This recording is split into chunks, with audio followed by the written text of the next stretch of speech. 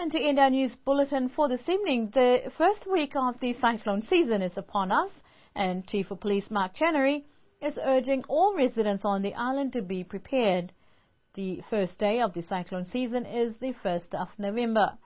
Chief of Police Mark Chenery, who is also the new Disaster Council Coordinator, said it is important for people to make sure that all goods are prepared for unforeseen circumstances, as well as the essential advisory materials like the cyclone tracking map and the cyclone alerts, so people understand what to do in an event of a cyclone or other natural disasters. As with every season, all residents on the island should be prepared.